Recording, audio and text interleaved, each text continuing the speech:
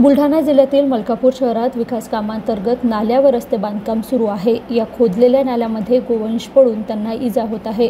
त्यामुळे गोवंश रक्षणासाठी योग्य त्या उपाययोजना करण्यासाठी विश्व हिंदू परिषदेच्या वतीने विविध मागण्यांचे निवेदन मुख्य कार्यकारी अधिकारी मलकापूर नगर परिषद यांना आज देण्यात आले। शहरात मोकाट गोवंश शहरातील मोठमोठ्या नाली, अपूर्ण बांधकाम असलेल्या विहिरीमध्ये नालीमध्ये पडतात। उकिरड्यावर प्लास्टिक पिशवीमधील अन्न प्लास्टिक पिशवीसह खातात, त्याने त्यांचा मृत्यू होतो। तसेच मोकाट शहरातील मुख्य रस्त्यावर दिवस रात्र आपले पोट भरण्याकरता भटकत असतात, त्यामुळे नागरिकांचे अपघात होतात।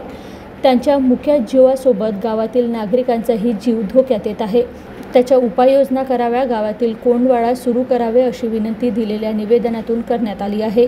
यावेळी विश्व हिंदू परिषद, बजरंग दल, राष्ट्रीय स्वयंसेवक संघ, पर्यावरण गतिविधी विभाग, दुर्गा वाहिनी, मातृशक्ती, गोसेवक उपस्थित होते।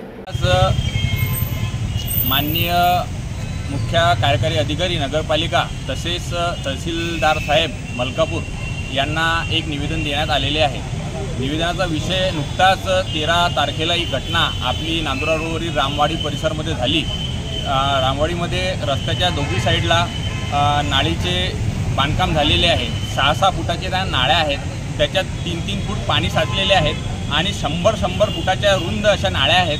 त्याच्यावर धापे टाकलेले आहे आणि मुख्य ठिकाणी ते सोडलेले आहेत। ज्या शहरातील मोकाट गोवंश जनावरे त्या नाळीच्या आजूबाजूला टाकलेली अन्न, त्याच्यानंतर त्या मुख्य रस्ता आहे तो नांदुरा रोड, म्हणजे तिथं मलकापुरातील मुख्य शाळा, त्याच्यानंतर 2 पेट्रोल पंप तसेच गॅसची एजन्सी असल्यामुळे रहदारीचा रस्ता आहे आणि अशा रहदारीमध्ये त्या नाळ्यामध्ये मोकाट जनावरे, त्याचप्रकारे लोक ही अक्षरशः पडतात।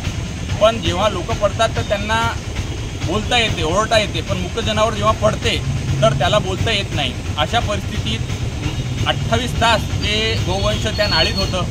स्थानिक लोकांनी प्रयत्न केले पण अपयश आले। त्यानंतर विश्व हिंदू परिषद, बजरंग दलनी आणि नगरपालिका प्रशासनाने तिथं जाऊन 5 तास रेस्क्यू मोहीम चालवून ती गाय काढली।